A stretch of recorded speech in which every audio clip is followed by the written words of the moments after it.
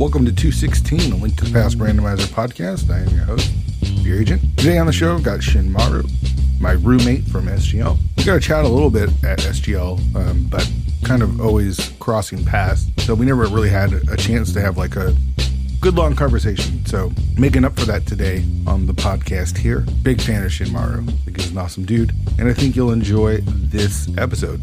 It's a fun one. Got one more week for voting for the Legend of Zelda music draft. Make sure you get your votes in. If you haven't listened to that episode, check it out. It was a really good one. And the voting is pretty close. Click that link and get your vote in for who you thought won that draft. Recording this about 3 hours before the Super Bowl. Rooting for the Chiefs and Taylor Swift. Hate the 49ers. And mostly just because I'm a Seahawks fan and they're a division rival, and we've played a lot and had a lot of really close games, and they've just kicked our ass the last few years. So I do not want to see them win. Go Chiefs. You'll hear this after the Super Bowl. Let's go, 17-14 Chiefs. If you listen to the Go Mode podcast, which I'm imagining most of you do, you heard the news that Timp is going to be taking a break for a couple of months and then going to reassess and see where he's at as far as continuing on with the podcast. Want to say a big shout out, a salute to Timp. Big fan of the Go Mode podcast. Big fan of him. It was really cool to meet him at SGL. And I understand what he's going through. It's a lot of work. You know, making these shows is a lot of fun. It's really fun recording the episodes. Everything after that, putting the shows together and editing, it's just time consuming. It just takes a lot of time. And between life, just regular life and work and your family, and then the other hobbies that you have, you put in a lot of time putting these all together, and it takes a toll after so many years. I did a podcast for 14 years with a friend, and it takes a lot of time. And for most of us, we're doing it for free. Like, I put way more money into 216 than I've ever gotten out of it. And I know Tim and his crew over there have put a lot of money into their podcast. And then again, if you take the amount of time, it's a lot of time that's been taken up. So I understand the need for a break. And I wouldn't be surprised to see if it goes longer than a couple of months. But whether it's just a couple of months or permanent, just want to give a big salute to Tim and everything that he's done for the rando community. You know, think about all the people that have been racing because of the mentor tournament. And he might not even be fully involved in the mentor tournament the last few years, but the mentor tournament doesn't happen if it's not for the Go Mode podcast and for the people that are part of that community that help raise up other people to make things like the mentor tournament happen. And so you think of all of those people that have been playing rando or become a part of the community or have made like real friends through this game because of what Go Mode has done. And it's pretty special. So huge shout outs to Timp and yeah, enjoy your time off, dude. Enjoy it. Well earned. So Dante's going to be taking over, the editing duties for that show. And he's got his spoiler log show. So watch what happens with Dante these next couple of months. It's just a lot of work. It's a lot of work. Editing one show is a lot of work. Editing two shows is going to be a ton. So Godspeed to Dante as he prepares to undertake this task. And speaking of editing, huge shout outs to Leoria of Light, who is now the editor of 216 Podcast. She has edited this episode, and by doing so is going to extend the life of 216. Again, I love recording this show. I hope it comes off how much I enjoy talking to the guests that come on, because it really is a blast. That's like the part that I really, really enjoy. Listening back and having to edit through it all, don't love it. I just don't love it. And so the more episodes I do, the more editing I have to do. And it's like, God, do I want to keep doing this? Do I want to keep putting this much time into doing it? And Leoria offered to help. And I said yes. And she's done an amazing job with this first episode, and we'll continue to work on following episodes, and it's going to help extend the life of 216. So huge shout outs to Leoria. She was just recently on the music episode, and she has done an episode in the past where we got a chat. I think it was season 2. Just an awesome person. Yeah. If you're enjoying 216, a lot of it has to do with her coming on board and helping me out. So if you're in the Discord, make sure you shout out Leo, because 216 is going to be happening for the foreseeable future because she is now a part of the team. So love it, love it, love it. Very excited about the future. The 216 Co-op Cross Keys tournament is just about over. I think we have our top 4. Okay, so 2 teams are in for sure. Team, I'm pronouncing this wrong, Trarig, which is Scholzer and Teto. They're playing Jimmy and Jim Jang, which is Allison and Goomba. They're playing that Monday, and they're both in. They're both undefeated. No matter what, both are going to the top 4. Nick Hera Basement Cage, which is Telethar and Humbug, beat Gamachu and Megawatt today to earn their spot in. So congratulations to them. And currently racing right now as I record this, Have We Checked Our Boot is taking on the Marty carry. That's Tam and Worf Jig versus Zelga, Dasan, and Dr. Marty. Winner of that is the final team into the top 4. And then we'll move on to the bracket stage from there. So GG's to everyone. Most of the races have been ran this week, but I hope everyone had fun. It's been a lot of fun playing co-op cross keys, and I'm hoping to play some more. Moogle and I had a great time. We still have one more race to do, and it's been a lot of fun. I've had a lot of fun racing with Moogle, so I hope you all enjoyed it. There is a casual rando co-op tournament that was just announced, being run by Shireen, Gamachu, and Moogle Charm, and I signed up with Ramon, hoping to get some more co-op cross keys in there. You have the option to run a couple of different modes. It defaults to co-op AD, and if teams agree, you can race a different mode. So you can do Randomizer All Dungeons, which has a full boss shovel. You can do cross keys, which Ramon and I are going to be pushing for. And then you can do an open key sanity. That sounds awful. I don't know why anyone would want to do open key sanity. That's not all dungeons, but whatever. I'm never saying yes to Randomizer All Dungeons ever. So we won't be running that mode. We're gonna be trying to get some co-op cross keys in, but co-op AD is a lot of fun. The tournament is coming up at the end of February. If you want to sign up, signups are open now, and I don't know when signups close, but the tournament starts February 26th. So sign up before then. All right, let's get to Shinmaru. I always try to find common ground to start the interview off with, and we talked a bit at SGL about movies and our love for movies, and we kind of pick it up right there. So let's get to it. Here's Shinmaru. What was the last good movie you saw? The last good movie I saw? How good are we talking here? I don't know. What's your definition of good? I didn't. I don't know if I had a good time. I watched a couple days ago a movie from the 80s called Dead Calm. I don't know if you ever heard of it. Oh, yeah. Okay, yeah. We had Nicole Kidman, Billy Zane, Sam Neill. That's pretty good. It's a pretty decent thriller. It's like one of those thrillers where the story can't happen unless people do dumb things. Right, totally. But if you could accept that, it's like you gave it 3.5 stars on Letterboxd. Yes, exactly. So is that's your definition of good then? Yeah, 3.5 stars. Okay. Yeah, that's you watch a lot of movies though, right? Oh yeah, not as much recently, just because rando takes up a lot of time. I'm just addicted to rando, sure. But when I can, I have a couple. I think I told you this at SGL. I have a couple of movie watching groups I have every week. One with family and one with longtime internet friends. Yeah.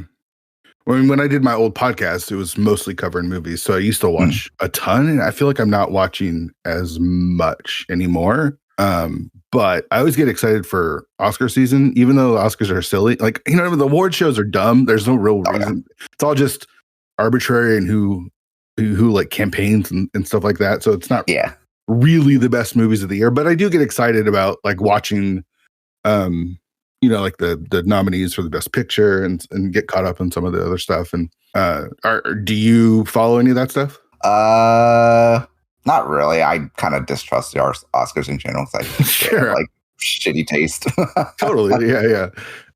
So what about Oppenheimer and Barbie? Those are the 2 big ones from last year. I have not seen. I'm always behind on current movies just because going to the theater is just so much more expensive now, and it's such a hassle. I'm always way behind unless the real people I really trust are hey, this is really good, you should go see it. Then I'll go see stuff. But I haven't seen a movie in a theater in 2 years. Are you serious? 2 years? Yeah, 2 years. The last one I saw was I think the most recent one David Cronenberg made was it was Crimes of the Future. Wow. That was the last one I saw. Wow, that's intense. I don't love going to the theaters. Well, here's the thing. I actually love going to the theaters. I love watching a movie on the big screen, eating popcorn. I hate everything about the movie going experience, though. Yeah. I'm always around people that talk. They Nothing bothers me more than people that go to the movies and don't watch the movie. That stuff blows my mind. I remember this is a long time ago. We went and saw Rogue One, which I do not like, but I'm with you there. Which it's full of Easter eggs. It's just a movie of Easter eggs, right? And if you're like one of those like fanboys who just like love Easter eggs, like, oh my gosh, look at there's blue milk, like that's that's the type of movie that person is aimed at. And the person right behind us or right in front of us, of course, literally pointed out every reference to his girlfriend or significant other. And I had to say something because I couldn't take it. Like, we were like 10 minutes in and there's like a shit ton of Easter eggs already. Like, you know what I mean? Like, it's just a movie full of it. And he's got to explain every single one. Not that she was asking, but he just got so excited about him. And I'm like, dude, it's not even like you're whispering. You're like, I just couldn't. That's the type of thing where I'm like constantly around people that just want to talk through the movies and I can't stand it. Yeah. But I do like seeing it on the big screen. Like Oppenheimer on the big screen was really cool. But yeah, I wanted to see Barbie because like my mom is like, not as much anymore, but she was like a big Barbie collector over the years. And like my siblings, I kind of wanted to take her to see it. But it's not that she didn't want to see the movie, but she's kind of like, she's like in her 60s now. And it's like harder to like, fucking like go out and like, sit down and like this kind of like maybe comfortable, maybe not seat for like 2 hours or whatever. Yeah, that's the other thing is a lot of our theater. We don't have a major movie theater here. We have two independent theaters. They're awful. The theaters are awful because there's no competition. There's no like Regal or no, and that's fine. Like you want to support local and stuff, but like if you're going to be like have the monopoly on it, then like take care of your theaters. And like, no joke, they didn't take debit or credit cards until oh my God, 2020. Like I'm not joking. They pay cash for everything. It was nuts. So your love of movies, where did that come from? Did you grow up like just loving movies? Or is it a familial thing or?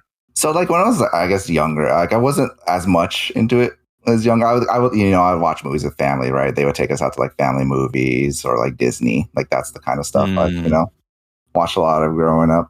It wasn't until like college. I took like a class in college because like, you see you're in college, you're like, oh, I got to fill up my elective.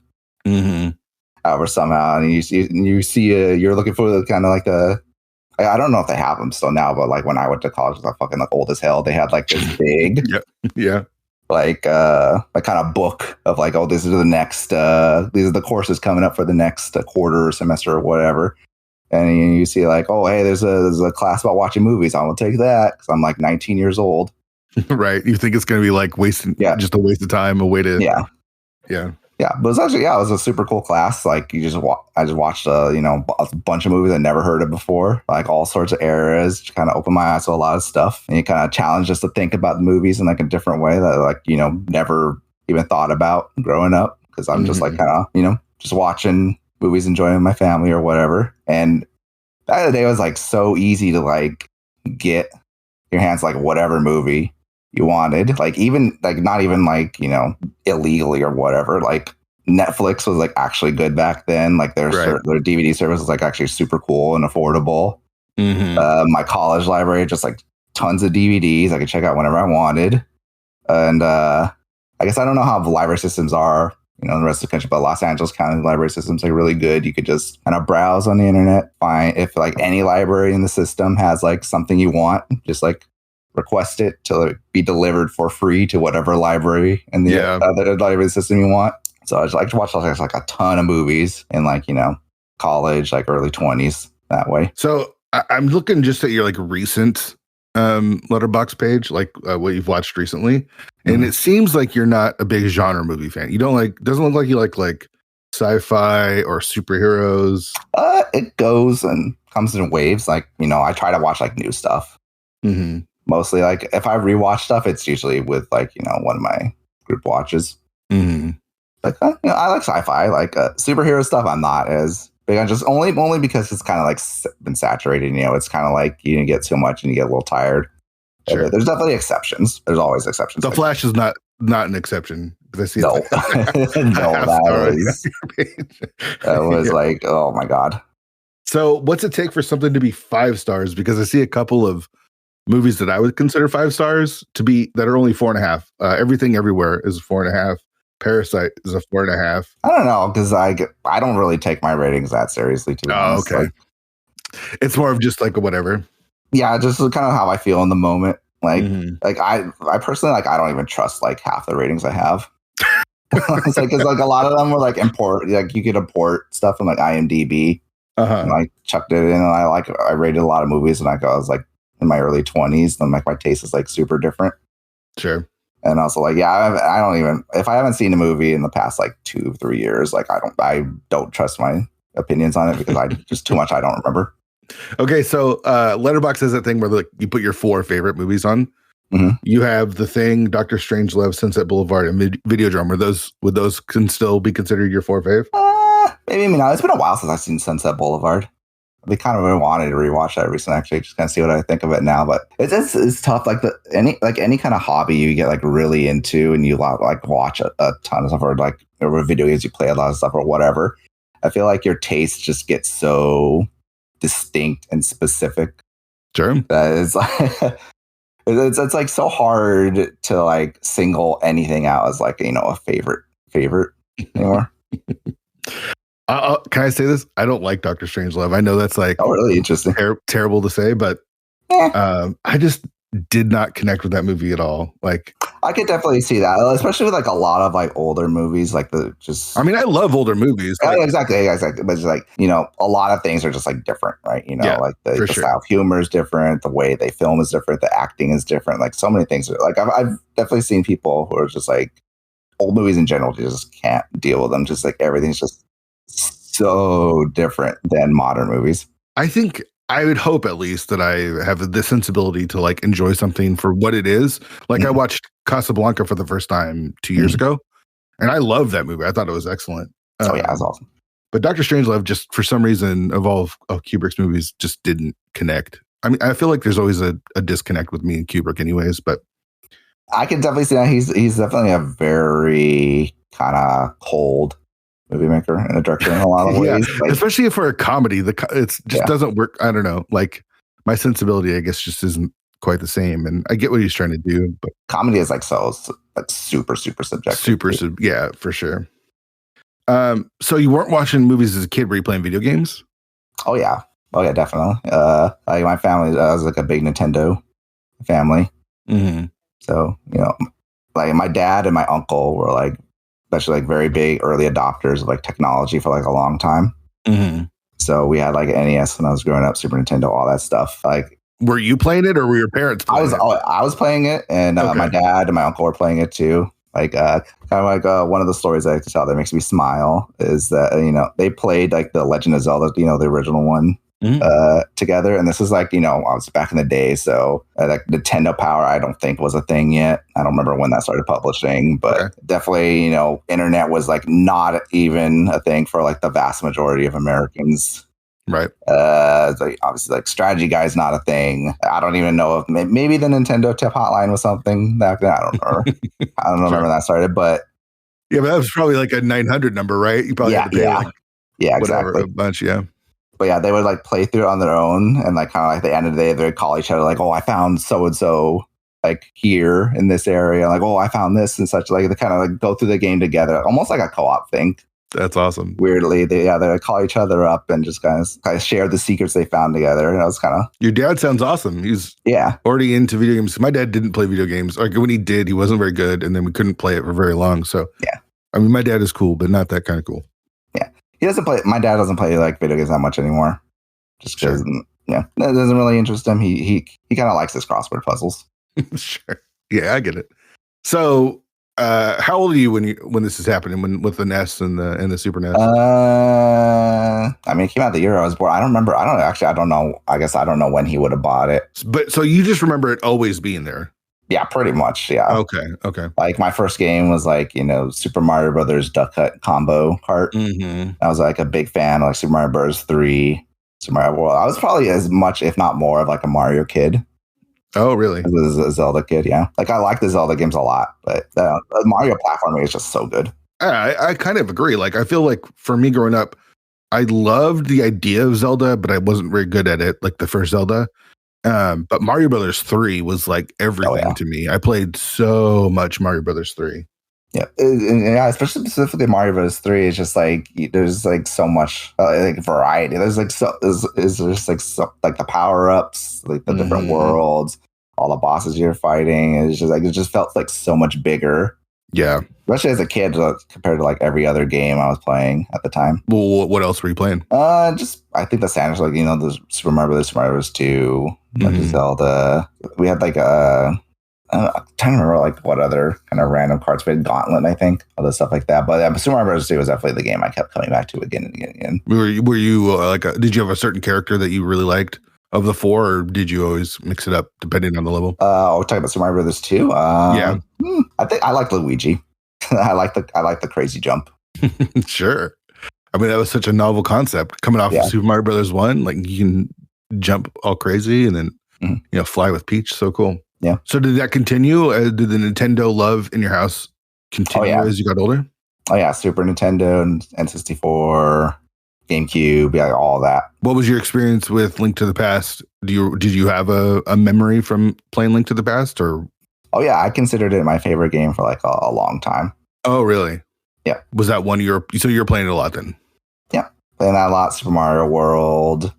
Mario World 2, like all that kind of stuff on the Super Nintendo. Yeah, it was the one I probably still my favorite console overall, just because all the memories as a kid and just like so many amazing games.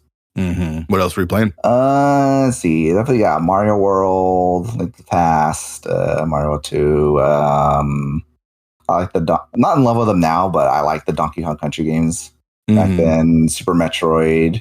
Although I've still never beaten Super Metroid. That's kind of like a Hall of Shame thing for me. Any thoughts of ever going back, even maybe playing the randomizer? Or I actually tried streaming Super Metroid because I wanted to beat it for the first time, like on stream, like way back when I was starting streaming like rando, and then I think I just got distracted by something and just like never went back to it. Understandable. I've done the exact same thing. Yeah. Yeah.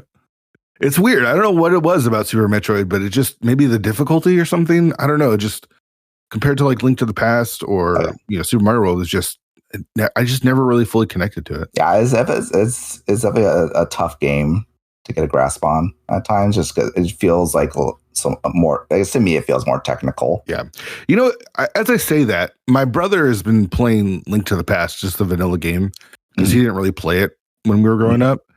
And he keeps calling me to like walk him through it because he has no idea where to go, because the game doesn't really hold your hand or like tell you where to go. I think back about these like Super Nintendo games. It's like, man, how are we supposed to figure any of this stuff out? I've often wondered that myself, just kind of thinking to myself sometimes, like, how did I ever beat these games? Because I definitely do not remember how I made my way through. Yeah, like I was talking about before, is like this. Like strategy games and stuff like weren't like a huge thing. So I'm like wondering, it's been a while since I played through like the vanilla games, so I don't even remember if like NPCs or anything kind of point you in specific directions or whatever, like you would in like an RPG or something like that. I think they do, but it's more vague, way more vague than it is nowadays. Like everything kind of holds your hands nowadays.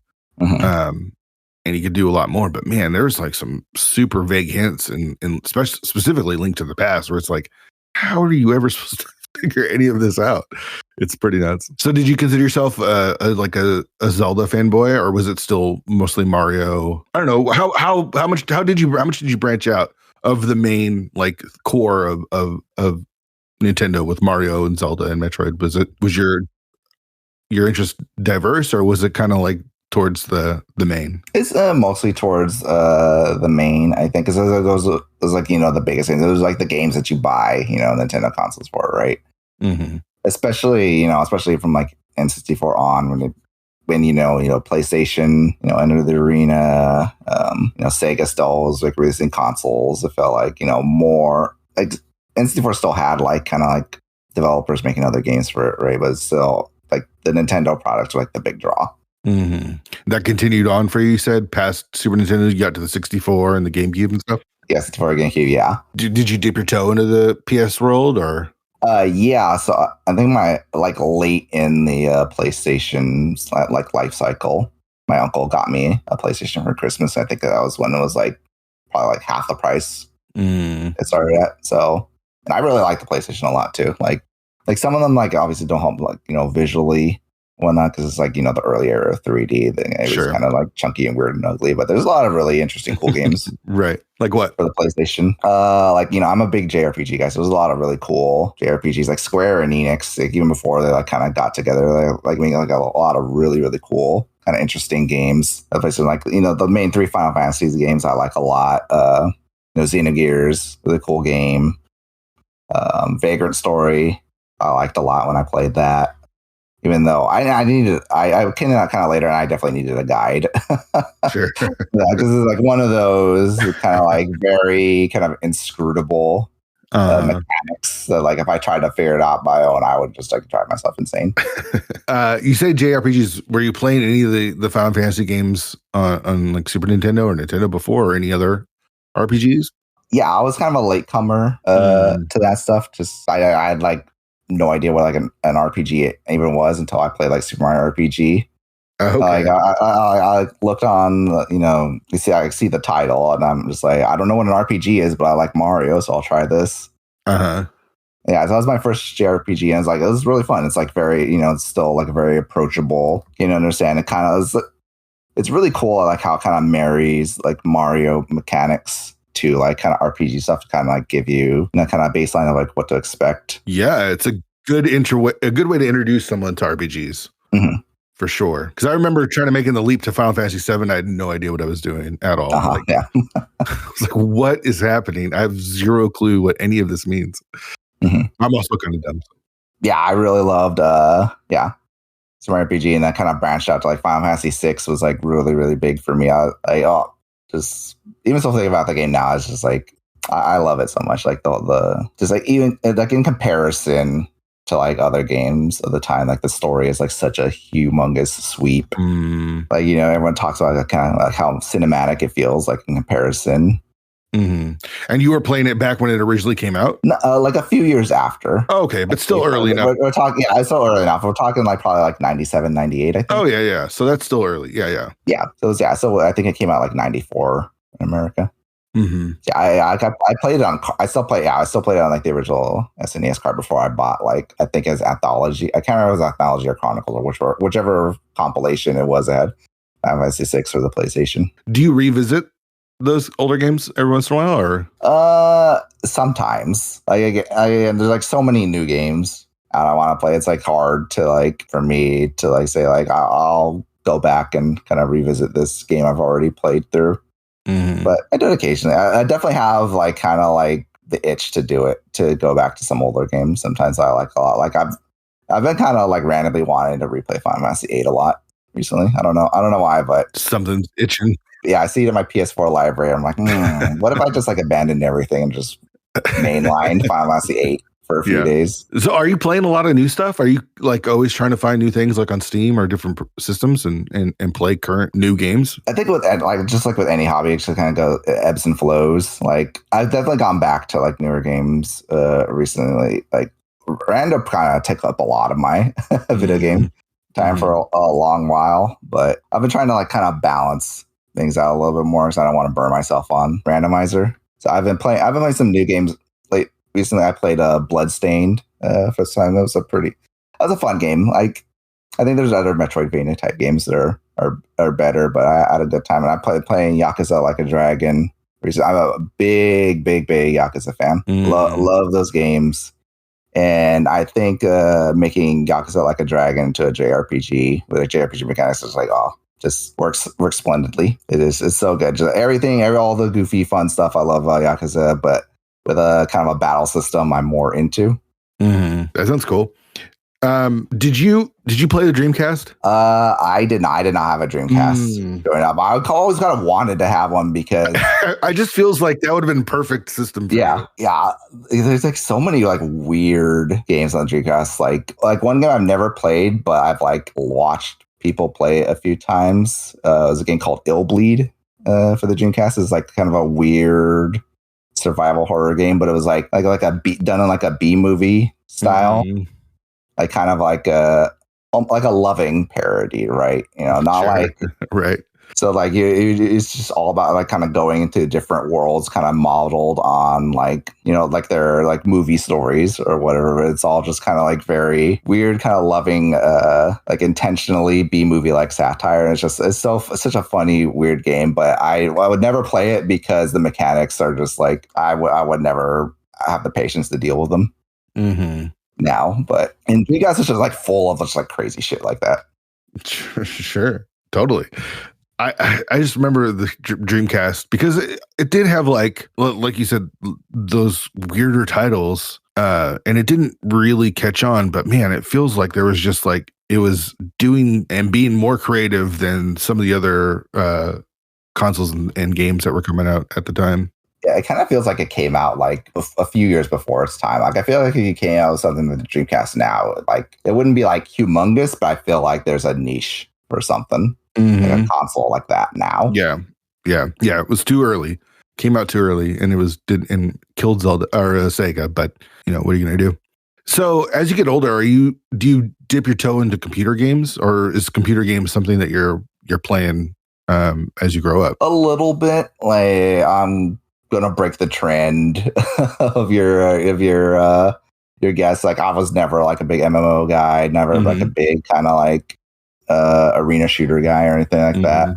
I played games on like I don't really have like a like actual like PC. Like I just use a laptop for the most part just because just the way my home setup is just like sure. I mean, a laptop nowadays does more as much as a PC does. So yeah. Did you do anything competitive as you were growing up? Did you play sports or any sort of gaming that was competitive? I would play sports occasionally, just but only like casually.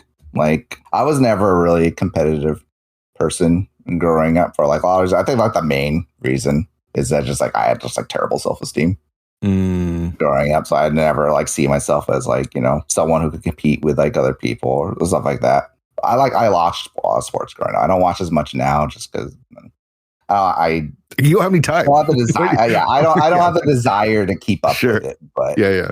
I watched a lot of baseball growing up, basketball. I was a big tennis guy growing up. Tennis is one of my favorite sports to play. I can't play it now, but it would just absolutely wreck my body. Like tennis is like it's so hard, dude. Yeah.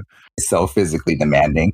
Like my legs would just explode after like maybe like 10 minutes. But sure. But just like watching it, I really loved watching it. And then I was like during the era, it was just like a lot of like heavy hitters on men's and women's side. So you had your Pete Sampras, Andre Agassi, Federer, Rafael Nadal, the Williams sisters, Martina Hingis, like those kinds of people. Like just like amazing tennis, like all the time. Yeah. I never really fully got into tennis, but a lot of those names that you mentioned, you couldn't, if you're in the sports world, you couldn't get away from them. Like there was just bigger than even the sport itself. So yeah, especially if you watch like SportsCenter a lot or whatever at the time. Yeah, I mean, growing up, I watched a ton of SportsCenter because it was like, well, I think now I haven't watched SportsCenter in 15 years. You know what I mean? Like, there's no real reason to watch SportsCenter anymore. Yeah, as there was growing up with like Dan Patrick and Rich Eisen and all those guys, Stuart Scott. Yep. So you had a self-esteem issue, or maybe I don't know if you still do or not. I don't want to. Oh no! I smartened up and got therapy years ago. Okay, good. I'm glad to hear that. So do you think you would have played more or tried to do more with like sports and stuff if you had believed in yourself a little bit more, or do you feel like comfortable with where it all landed? Maybe. I don't know. Like even now I'm not like, you know, feeling better about myself. I'm still not like, you know, super competitive, right? Sure. Like I'm competitive enough. Like I think everyone, if they're doing, you know, you want to win, right? But it's not, you're not going to lose sleep if you exactly. Go, right? Yeah. I'm not like Michael Jordan applauding the downfall of my enemies if I lose. Yeah. I'm trying to kind of picture you growing up because you're such a chill dude. So let's talk a little bit about, we'll get to like your intro to random stuff, but you and I shared a room for SGL. Dude, you're super chill. Like, we, you know, I think Beer told me, you know, you were looking for a roommate, and he knew that I was looking for a roommate, so we reached out and made it happen. But it's not like we really knew each other going into it, so it's kind of like you're getting a roommate with someone you don't really know. I hadn't been playing a lot of rando. I hadn't been watching a lot of rando. So as you kind of were introduced, I saw your name here and there, but I didn't really know you. So there's always that kind of fear of like, who am I rooming with? Because we were there for a long time, Wednesday to Monday. I was there, Wednesday to Monday. It's like, hopefully this dude is cool. Yeah. Oh yeah, I get that. Yeah, I think I told you while I was there, but I used to go to conventions like a lot of the time, and I would meet a lot of like online friends there. And there's always a kind of like trepidation when you're meeting someone. Sure. So you like interact with them online, but people often can be like different online than they are like in person. So there's always a little fear like, oh, are we gonna mesh, or they're gonna be cool, or they're gonna be fucking weird? Are they gonna smell? You know what I mean? Like, oh yeah, I was an anime convention rather, so that's definitely a concern. You just never know, and again, you and I didn't have a lot of interactions even online, so I couldn't really tell if like, oh man, who is this guy? All I had is this like weird picture that you have for your Discord. I still don't know what it is. But I kept, Gamma was like, no, he's really cool, and beer, same with beer. And so I wasn't hesitant. It worked out really well, but you were an awesome roommate. And I found you to be like super, super kind of chill. And like, you feel like you're kind of like a go with the flow type of dude. Is that fair to say? Yeah. Like, it's definitely like a holdover, like from a little bit of holdover in the self-esteem, because I was definitely like an introverted bookworm type as a kid. And that was kind of mostly just transferred, like kind of like I feel just more comfortable kind of dealing with things as myself, and not like getting angry or like super emotional about just like every random thing. I know how to pick my fights, right? Sure. I mean, that's smart. It sounds like, and you did mention you did therapy, but like being able to approach that doesn't mean everything's like perfect and life is perfect and whatnot. But it sounds like you're more equipped with tools to just be who you are and be okay with that. Yep, for sure. And I think it's cool. Like I have a hard time. I don't know if you listen to the show, but I had a hard time at SGL where I think there's an expectation of me because of the podcast and because I'm been around in the community for a long time that I'm like going to be more extroverted than I actually am. Or like people just assume that I'm going to be like fit in everywhere. You know what I mean? Yeah. and I found at SGL being kind of lonely, that kind of stunk. And since I've had that conversation, I've had some good talks with different people who either felt the same way or it was like, hey, I didn't know you felt that way or whatever. Like, tell me a little bit about your experience, because I felt like, we shared a room. I didn't see you a lot. I felt like you're out doing stuff all the time. Do you find that you don't have that same sort of issue, or you just kind of like plug yourself in? And yeah, I tried to. Like, I tried to push against my, anxieties a little bit. It's still a little hard to approach. Like some people I haven't had there's definitely people who were there that I wish I talked with more. Hopefully if I can return again and make better of that this year. I found myself gravitating people I knew a bit more. Like, I hung out with Beer a lot, hung out with Dr. Earworm, I Am Cody a lot, like folks like that who I kind of already, I was already in their like kind of friend circle. Sure. And I was listening to your episode with Norse Maddie a couple of days ago, kind of catching up on the podcast, and I think he was talking about his first experience at SGL like the year before, kind of like he found it a little tough to like approach a lot of people because it's like the first time he's like seeing all these people, and he found it like a lot easier to kind of insert himself into groups and stuff like the second time around, kind of knowing people a little bit more. I feel like that's probably how I'd hope it would go. Second time around, I get over myself a little more and find it a little easier. Just like, hey, so and so, I barely ever interacted with you online, but hey, let's talk a little bit. Right. Yeah. So you did find this was your first SGL, right? Yes. Okay. So you did connect with Maddie in that way, where it's like, I don't know. I felt like you were. I didn't see you a lot because I felt like you're out doing stuff. So my assumption was Shinmaru is the life of the party going here and there. But I didn't know. I mean, I tried to be out doing so just because I felt like that was the point of being there, right? Totally. Yeah, totally. how do you get over yourself was my issue, right? Like, yeah. Oh, yeah, right. for sure, Like, yeah. it's not that I don't want to do stuff, but how do I insert myself into situations that I'm not necessarily most comfortable with? Yeah, I think for me, I'm just used at this point, years after therapy, I'm just used to like, brain, shut the fuck up. I'm just gonna do shit. Yeah, You just easy to tell your brain to like go fucking kick rocks every once in a while. Totally. But it's also easy to say that and sometimes hard to execute. Exactly. Yeah. Oh yeah. So did you watch any speedruns, or did you start watching Twitch or YouTube videos as you were growing up, or did that come later? Definitely later. Like even now, I don't really seek out speedruns a whole lot. I find it a little hard to connect to watching speedruns just because, like, I don't play a lot of those games. So it's like harder for me to appreciate, the work people put in. Like I like, objectively, I know people pour like so much time into like getting really good at some of these games, but like having not played them myself, it's just like it's a little harder for me to appreciate. Did you ever have any interest in speedrunning anything that you enjoyed? Not really, to be honest. Yeah. Like I would watch like, GDQ events, and that was kind of like most of the extent. Was that your introduction to speedrunning? I think, yeah. I'd heard of it as kind of like a concept. Sure. Then I know people like vaguely that people would like try to beat games as fast as possible, but that was for the most part that's my big exposure to like speedrunning as like a scene. Yeah, that makes sense. I think I'm in a similar boat where it's like, sure, you had the idea of what a speedrun is, but you didn't know, or I didn't know what that entailed, like how much work, how much breaking of the game there is. You know what I mean? Like, yeah, the communities around it. It wasn't until Link to the Past Randomizer for me that I realized, hey, wait a second, people are running this game as fast as they can. Yeah. Yeah, especially as I grow up and like my interest diversified, it's just like it just felt like there's like less time for me to like just replay and stuff like it. So I never really felt that itch like I'm gonna get as good as this game as possible. I would usually just kind of play a game long enough to, beat it and then move on. Appreciate it and move on. Yeah, exactly. Yeah, totally. So what was your introduction to Rando then? Well, stop me if you've heard this one before.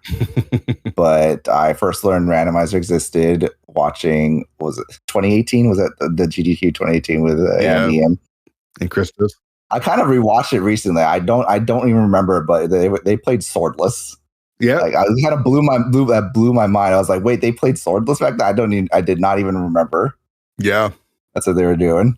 Yeah, that was good stuff. But yeah, that was the first time I saw Randomizer, and it just kind of it blew my mind. I was like, you can do this with a game? What? And this was also one of your all-time favorite games, right? Oh yeah, exactly.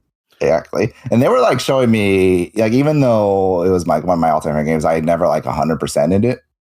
So they're like showing me things like I didn't even exist. Like, there's a mimic cave. What the fuck is this place? Right. Totally. So did you pick up a controller? Did you try to download a seed, or was it just this is cool? It took a while for me to try it because it just felt like, oh, this is so much to learn. It's just so overwhelming. I don't know if I could try this.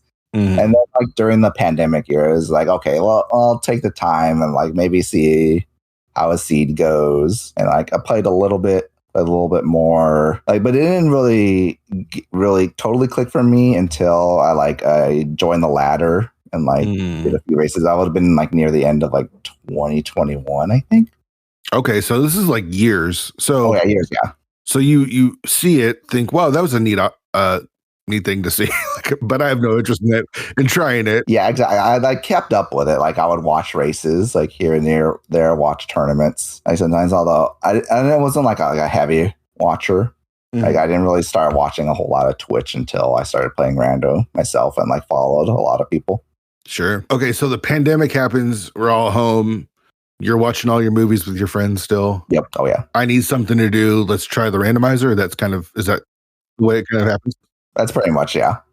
So how long are you trying it for, where you're just trying to like figure it all out? It would be like a seed every once in a while or for a few months. Obviously when I started, I was like very bad at it. Because first of all, I hadn't played like the past in years. Because I just kind of stopped going back to it after a while. Sure. And then, and obviously, like the demands that random places you are just kind of way different than Totally. the vanilla game, because you're just getting thrown into situations that you would never get thrown into. Yep. In the vanilla game, so like that was hard to deal with. Mm-hmm. And yeah, I almost stopped playing entirely at one point, just because I hadn't like engaged in the community, so just on my own is a little difficult for me to like gauge like how to get better at the game. Mm-hmm. So your idea wasn't like, let me race this. Let me just try this out. Yeah, exactly. And it was tough. Yes. Especially when you're doing it by yourself. Yeah, and I was definitely approaching it like completely the wrong way. I would like kind of get frustrated, like, oh, why am I not as good as Andy? And it's like, you fucking idiot. It's like you just started. He's been playing rando for like a million years. Like, dude, come on. Yeah.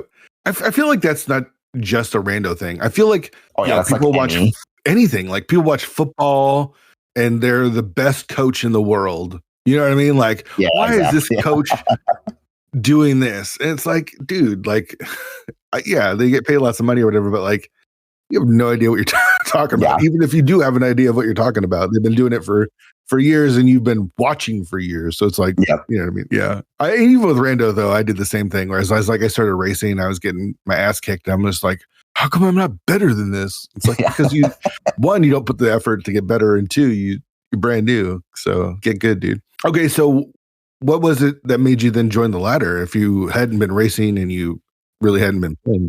It's just because like there's a more like I'm gonna give this let's give this one more chance. Let's see if this clicks with me doing this. Because I watched a few people. I watched Andy. I watched Willard J. Bradley because I really like Willard's comms were definitely another big thing that kind of drew me in. Duranno's, I always like listening to him do commentary on streets.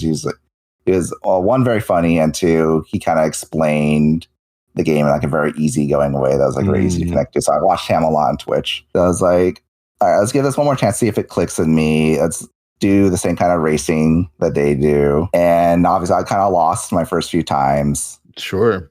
This was your first time racing, period, right? Like you hadn't done any pickup races, or? I might have done a couple of race time races. I don't remember. Okay.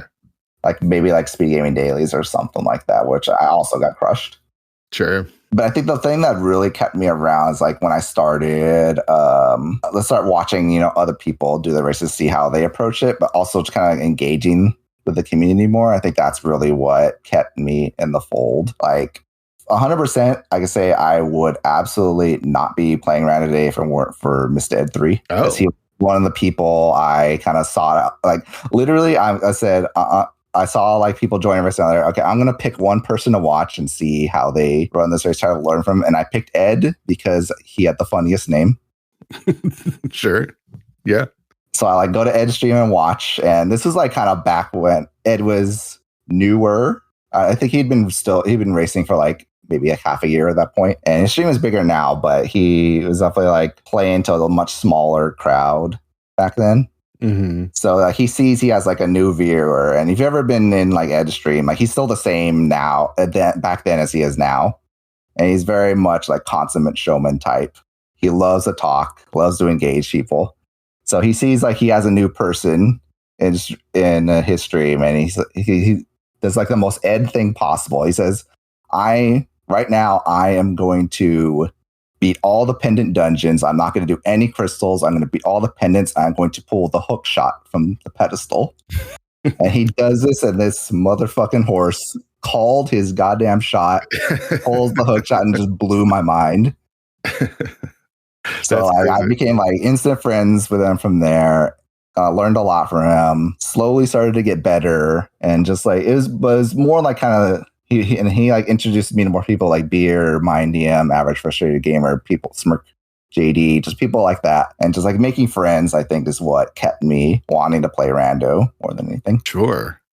It's cool that you're able to find a community so quickly, because I feel like that can be a struggle for a lot of people, is trying to figure out like, who do I click with? And, Mr. Ed and, the AFG and Beer and all them are really good people to like be in a community with, because they're so fun. I think fun is the perfect word for it. They don't take themselves too seriously. Yeah. I think the thing with me is I just been online for like 10,000 years. Sure. Like since like I think 96, 95, 96 is when my dad got like his dial-up modem. Mm-hmm.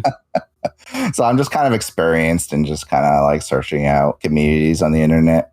And I'm just like, at that point, I'm just like not afraid to just like kind of approach people. Put yourself in. Yeah. Yeah. So do you consider yourself a memer then? Because I wouldn't consider you a memer. Because the group that you're talking about is the biggest group of memers in the community for sure. I kind of keep it close to my chest now, but I definitely was like a big, like Twitter absolutely fucking sucks now, but sure. I was definitely a big old shit poster on Twitter back in the day. One of my favorite things to do when I was on Twitter was just like see just kind of random posts my friends would make, and just like it would just like bring like a flash of inspiration to me. And I would just spend like 5 minutes, make some like stupid ass MS Paint bullshit and post it at them just to see if I could make them laugh. Sure. So it makes sense that you fit in with that group then, for sure. Oh, yeah, we definitely have like a lot very similar kind of sensibilities in terms of just like how we approach shit, like sense of humor, stuff like that. Sure. And you get good. Like being around people that are good at the game helps you get good at the game, surprisingly, right? Like, oh yeah. So kind of tell me about your experiences then as you continue to play the game. Do you join tournaments? I know you joined the league. Yeah. So I tried out the main tournament, I think it would have been 2022, and didn't even come close to making it. I think what was my score would have been like in the 50s maybe. Okay. So like way off. But at this point you're what, like 6 months in? Yeah, exactly. Yeah. Yeah. So I was like slowly getting better. You know, just from like playing more, getting a little more comfortable.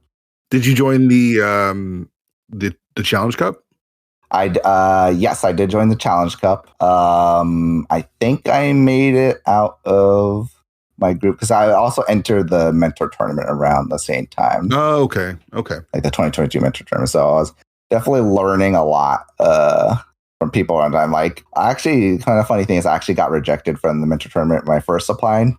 Because they thought you were too good? Yeah, a little bit too good. But they had some drops, and then they kind of approached me again after I was like, "Hey, do you want to do this?" And I'm like, "I'm probably gonna regret it if I accept." Because I actually didn't apply at first. I thought I was maybe a little bit of the skill level they were searching for. Mm-hmm. But I'm glad I did it because I learned a lot. And that's like, that's the thing about getting better is like, unless you're learning from people who know what they're doing, you don't know what you don't know. Totally. Oh yeah, 100%. So like I learned like so much shit from like everyone who mentored me. Who were some of the people that were your mentors? So the first person I asked was my friend TJ Joel, who was like one of the first people I faced on the ladder. And I like friends with him. I was like, I watched his stream. I just found it a little easier to approach someone I already knew. Sure. And then second week, I was like, okay, I'm going to approach someone I don't know just to get over that hurdle. And my second week mentor was Structural Mike. And the funny thing is that we lost that week, but I learned like so much. Like even with the mentor tournament, like the wins and losses didn't matter to me like at all. Is it the experience, like learning was like the important thing to me. And I would say the weeks that I lost, I think I lost twice in the Swiss rounds. I think those 2 weeks I learned the most. Oh, for sure. Purely like tricks, movement stuff, just tech, just like random things. Like, so the weeks I lost were still like extremely valuable. Totally. I feel like losing is where you actually do the most learning in anything, right? Because you're able to figure out like, why did I lose? And then try to correct those things. Yeah. I think my other mentors were Nielsen Alex, and I think I told you this once, but during my week with Nielsen Alex, we never did Back of Escape because I forgot about it. And he's like, no, it's dead forever. It's dead. That was hilarious. Ed was my mentor the week after that. I think fifth week mentor was, they went by Dreekian back then, but they go by Dreeky now, but I haven't seen them stream for like 2 months. I think they're probably taking a break from Rando. Sure. And then Beer was my mentor last week. Okay. It's a good set of mentors for sure. A lot of diverse approaches to the game and people that are all really knowledgeable as well. Yeah, exactly. Yeah, that's exactly what I was looking for And TJ is one of my favorite people. I don't know if you know this, but in season 2 of the league, he played cross keys. I want to say it was one of his first times playing cross keys. And he won his race with a time of 8 hours and 38 minutes and 31 seconds. I think I've heard about that. Yes. Oh man, it was one of the best. Like he just did not give up. It took him almost 9 hours to complete the seed, and he won. Man. That's awesome. That is so awesome. Yeah. All right. So you're playing in the mentor tournament. You're getting better. How does the Joy of Rando happen? All right. So that came about. I think so. My teammate Ari Stark 2942 started racing maybe a little bit after. Well, I don't know if they might have started racing a little bit before them, but I saw them in like speed gaming dailies and stuff a little bit after I started on ladder. And I remember very specifically like kind of one race I was in that I finished ahead of them, and I'm like on stream just kind of this big shithead like, oh, I beat the Arya Stark. Yeah. I read the Game of Thrones books. I never watched the TV show, but I knew who the character was, whatever. Mm. It was just like a little kind of funny offhand thing. And we were in the mentor tournament together. We got matched up one week and they beat me because I skipped Graveyard Ledge. Okay. So that was fun. And so then League comes out. I was like, oh, I kind of want to join League. I'm not sure who I'm teammates with. And Arya DM'd me saying, hey, we've been in races together. We've been in mentor tournament together. Are you interested in forming a team? I'm like, sure. You know what? Let's do that. And we're kind of coming together, thinking about, okay, who's going to be our third? We want someone who's kind of like, chill, not like, we weren't looking to be like, super competitive team, right? Mm-hmm. We weren't like aiming for like invitational or first season or whatever. We just want someone who's going to, have fun. We'll try to be as good as possible, but just having fun together is like kind of the main goal. And we had a few people we'd wanted to ask, but someone who like popped in my head like immediately was a Smirk JD. Mm-hmm. I know he's like super chill guy, super nice, just a very lovely person. I wasn't sure if he would accept because he is maybe like in terms of like temperament, he's like the least competitive person maybe I've ever met in my life. Sure. It's like the results truly do not matter to him whatsoever. And he even brought it to me. He's kind of worried like that. He was like unsure about trying League again because the winning losing thing, like he just doesn't want to bother with it, right?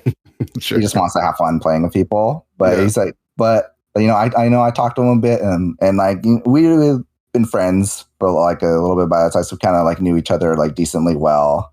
And he said like, well, I know, you're the kind of person, I can vibe with on a team. Like, you're not going to be like, get on my case if we're like not winning or whatever. And, I vouched, for Arya because I'd like from the interactions we had been having in DM, like I know they were like a very similar temperament to that as well. I was like, let's just give it a try. Let's get together and see, how it goes. And also we just clicked like super well as like, sure. People around our teammates.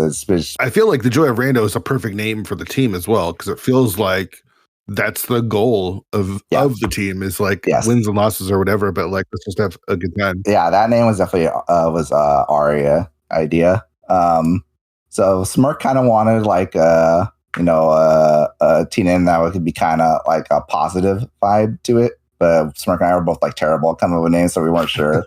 And then Arya came up with the that kind of like came out playing off like the the Bob Ross angle, sure. The joy painting the Joy Rando, like, oh that's perfect because it a dual meaning that I like. Yeah, it has both like positive, but also a little ironic because let's be face it, this game kind of sucks sometimes. Totally, yeah, 100%. And it gave me the kind of also what I liked about it is that gave me that kind of same flash of inspiration as I talked about having on Twitter. And that I made our logo in like a half hour based on that. It's very MS Paint. Yes. Sort of feel to it. Yeah, I love it. It's great. I'm going to put a pause on Rando really quick. You mentioned you read the Game of Thrones books, but you didn't watch the show. How does that happen? I watched the first season of the show and just like never kept up with it for some reason. It's kind of weird because my family has the Blu-rays too. So it's like, it was not like it wasn't available. It was just like, I don't know. I don't feel like sitting down and watching it. Okay. Did you like the books? I mean, you read them. Oh yeah, I like the books. Okay. Yeah. Okay. Yeah. I even though I've kind of given up hope about the series ever finishing, but I really like the books. Sure. Okay. I was just curious because it feels like if you read the books, you're going to want to watch the show. But then you watch the show, it's like good for 3.5 seasons, and then you get. Yeah, I was say I heard the show kind of like. It falls off a cliff hard, super hard at the end. Okay, so it feels like you kind of are good where you're at in the rando community. Like you've got your people. It sounds like you enjoy playing the game, even when the game sucks. It sounds like you're having fun with your league team. Is it fair to say you enjoy kind of the rando community and your part in it? Oh yeah, for 100% for certain. Yeah, despite all the complaining I might do on stream, but playing Seeds, I have no complaints about my place in rando at all. Because you're still, I would say you're young in your rando years. You've been playing for a couple years now, but do you see yourself playing for the next few years as well? Yeah, like this is definitely unusual for me because I don't usually stick with games that long, but just rando just kind of scratches that itch. Sure. For me, right? Because it's like it's a new game every time, right? Yeah, exactly. Well, it's kind of like exactly what I want from a game like this, right?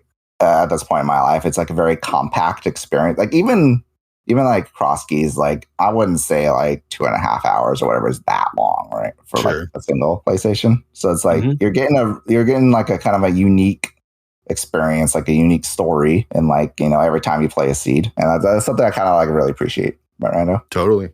So you did, season 5 and season 6 in the open league. When season 7 rolls around next year, we got a whole year off. Do you see the joy of rando coming back? And do you hope to be in the invitational, or do you like being in the open because of your sort of team's approach to like, hey, let's just have a good time? And the invitational can be a bit of a try hard, right? Like, it's tough to say whether we'll be back only because of like life circumstances. Sure. Because Smirk shared this in like other places, so I don't feel terrible talking about it. But he and his husband, they recently had twins. And Smirk's rando time has gone like, way down like recently. Like he's basically, he'll hop onto like a speed gaming pickup like every so often, but most of his playing recently has just been doing our co-op races in the co-op, your co-op cross keys tournament. And it's tough to say whether he'll still have the time. Yeah. Like, as his like daughters kind of grow older and just like demand more of their attention. Sure. I would definitely want to still be in league. Like I'm sure, like I like playing with Smirk. I like playing with Aria. I'm sure there's plenty of people in the community, we can get along with. So I would like to still be in league. It's definitely with league still, the next league season being, pretty far away. You have time to figure it out. Exactly. Sure. Yeah. Are you planning on like going trying for the main tournament? Did you qualify for the last main tournament? I did. Yes. Okay. How was that experience? It was fun. Like, last year was the first time they did like asyncs. And honestly that like, I really liked that just because my work schedule is like very non-standard. So I found it like very difficult to get into enough of the qualifier races. I think I barely had enough. I think I was able to get into like the bare minimum. Hey, it doesn't matter. Number of races. Exactly. Yeah, the year before. Hit that number. Yeah. All you gotta do is hit the number. Yeah. But doing asyncs just made, I think for me, it just made the process like so much less of a hassle. Sure. Like and like I'm the type of person like I don't mind just kind of sitting down and knocking out a Seed. Like I don't have to be in a. I know some people like I know Structural Mike is like this. Like he just doesn't want to play unless he's in a race. Whereas I'll knock out a Seed every so often. Like I try to do more async stuff just because it's nice to have like comparison times. Sure. But sometimes I'll just like, just play the game for fun. Exactly. What a novel idea. Yeah. That's a crazy idea, dude. Yeah. Play the game for fun. The main tournament was fun. I was in like every group was tough in the main tournament. So I think my group was Spleeby, 2C, and Kolpapa Bell. Oh, okay. So did you definitely some heavy hitters? I did not know. I finished 2 and 4, but I got close in a couple of races. I think I played like in Vrosia against 2C, and then that one was kind of messy just because I had like an unfortunate death when I would have been on my way to get like, I think it was Mirror and Saha, and then so that kind of messed me up a bit. And then our other race was the McBoss, and that was actually pretty close. I think I finished within like maybe like a minute-ish of 2C, and I'm like, I feel pretty good about that. 2C is an amazing runner. Yeah, for sure. And Yeah, Spleeby definitely destroyed me in our first race, but I was like within like 3 minutes of him in our standard boots. So I'm like, you know what, Spleeby's amazing runner, amazing NMG runner, amazing glitch runners. I'm like, you know, I'm finishing within a few minutes of that guy. I feel pretty good. So yeah, it always feels good when you're competitive with someone that is really good, right? Like it always kind of. I feel the same way where it's like, oh, Moogle and I lost by like 30 seconds to Lin and wall kicks, and it's like. That feels good. Like those are both like Krosky's champions, and we're right there with them. That feels really good. But for some reason, when I'm racing against Gamachu, I get pissed when I lose, even though I could be really close. I don't know what it is with Gamma, but he's the one exception to the rule. Oh yeah, Gamma was in my SGL group, so I raced him. Oh, okay. SGL, and I guess Gamma, you got to talk some trash to him, and I was like, always tell him like you. Better be on your game. I'm gonna fucking clown you, dude.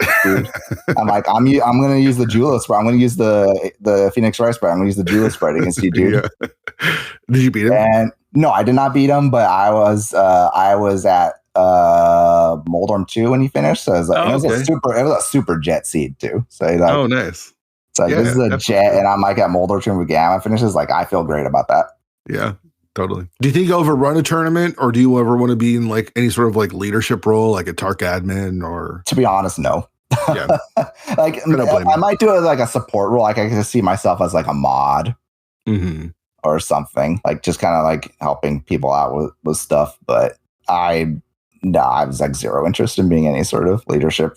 Like ever. That's smart, dude. Yeah, that's smart. I did my time as like a internet forum moderator back in like early 2000s, and yeah, if you were on the internet back then, it's just absolutely Wild West nonsense. So I'm like, I have no real interest in being any sort of authority figure anywhere after that. Sure, dude, it's been super fun. I got to ask you like the one last question though, and I'm sure you knew it was coming. What? How do you handle tilt? So in the moment, poorly, for sure. Like I literally have an example of this from like over the weekend. I was in the Speed Gaming weekly kind of casual boots thing they started up, and that seed was like fucking terrible. I like last located out my ass. I was like so pissed. I'm like, literally at the end, I'm like, I'll never fucking play casual boots again. This is fucking stupid. Like, literally, my comment in there is like, the worst. There's never been a cross key seed that pisses me off more than a bad cast boot seed. It's like the saltiest shit. I know. Yep. But like after the moment, like here now, I just laugh it off. I don't care after it's done. It's like what's done is done. What happened. Just like laugh it off and move on. How long does it take you to laugh it off? Do you find? Oh, like immediately. Like as soon as I'm done, I'm like, yeah, I'm done. I just move on, forget about it, and just like have a laugh. Like I don't like to take it like that seriously. Right? It's like if I'm just sitting here stewing over a video game, then what the hell am I doing in my life? I mean, yes, but we play a rando, right? Like it's sometimes hard to separate those two, or to even be able to come to that conclusion so quickly. Yeah, but also just like objectively speaking, it's just really funny to be mad at a video game. Sure. Oh boy, totally. It's so dumb. It's so dumb to get mad at this computer, especially when it's like you get mad because you feel like it's against you. Like, I keep getting all these seeds. It's like it's a freaking random computer, dude. It's like that's definitely a common refrain in my game. Like, this game's fucking cheating. This game's fucking cheating, dude. I always get this So yeah. Yep. It has a bias against you for sure. Yep. Well, dude, thanks so much for doing this, man. I had a blast, and thanks again for not being a smelly asshole roommate. Like I would 100% roommate with you again. Yeah, well, thank you. Same to you, man. You were a great roommate. Like I've had my fair share of internet roommates over the years. So you're definitely top tier, I would say. Awesome. Once again, I want to thank Shinmaru for coming on the show. Big fan of his and the way he approaches life and the game and just everything. Just a cool dude. I love how kind of level-headed he is. I love like the quiet memer. He's just a good dude, and it was really good to catch up and kind of learn what makes him tick. Hope you enjoyed that one. All right, so next up on the show, got Magno, German runner. Don't know a lot about Magno other than you usually see Magno with Brogar. So maybe I got to double team it and go Magno into Brogar. But excited to learn more about Magno. Excited to have some more German on the show as well. So come back next week for that. Again, get your votes in for the music draft. I'll announce the winner on next week's show. Again, huge shout outs to Leoria for editing this episode and being a part of the 216 team. Join the Discord. 216pod.com has the links to the Discord. Lots of conversations going on over there with the tournament and with sports. You know, football's winding down. It is sad. It's the last day of the football season, but we've got lots of other sports coming up. Baseball is right around the corner. Basketball's kind of getting into the thick of it. Hockey's in the thick of it. A lot of different stuff going on there. Chatting about different tournaments. Just a cool place to hang out. So come join us at the 216 Discord. Again, links at the website. I think that's going to do it. Thanks for hanging out. See you next week.